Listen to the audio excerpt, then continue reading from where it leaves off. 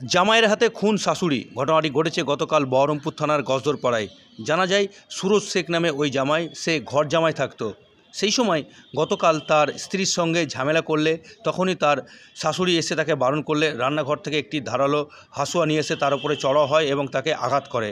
ঘটনায় জ্ঞান হারান শাশুড়ি মানোয়ারা বিবি। তারপরেই স্থানীয়রা তড়িঘড়ি তাকে সেখান থেকে উদ্ধার করে বহরমপুরের মুর্শিদাবাদ মেডিকেল কলেজ হাসপাতালে নিয়ে এলে সেখানে কর্তব্যরত চিকিৎসক তাকে মৃত বলে ঘোষণা করে। তার মৃতদেহ আজ সকাল 11টা নাগাদ ময়নাতদন্তের জন্য পাঠানো হয় বহরমপুর মর্গে। তবে এই ঘটনার পর জামাই সুরজ শেখ পলাতক রয়েছে এবং তার খোঁজে তল্লাশি শুরু করেছে বহরমপুর থানার পুলিশ। যা শুনেছো তো আমি লোকের মুখে যেটুকু শুনলাম যে ওখানে মানে স্বামী স্ত্রীর সঙ্গে ঝগড়া হচ্ছিল, তো শুনে মানে আমার শাশুড়ি বেরিয়েছে বলে গালে গালে ওখানে করছো এরকম মানে কথা হয়েছে, কথা হতে ঝগড়া হয়েছে, মানে রান্নাঘর থেকে হেসেটেলে এসে কুপিয়ে দিয়েছে তখনই। মানে শাশুড়িকে? হ্যাঁ, জামাই। জামাইয়ের নাম কি? সুরজ। সুরজ কি? সুরজ শেখ। সুরজ শেখ। আর শাশুড়ির নাম? শাশুড়ির নাম হচ্ছে মানোয়ারা খাতুন। মানোয়ারা বিবি? বিবি। মানোয়ারা বিবি। বাড়ি কোথায়?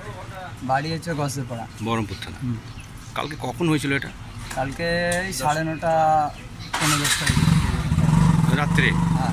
মানে ওই জামাইয়ের বাড়িটা কোথায়? ওখানে বাড়ি, ওখানে মানে পাশাপাশি। হ্যাঁ।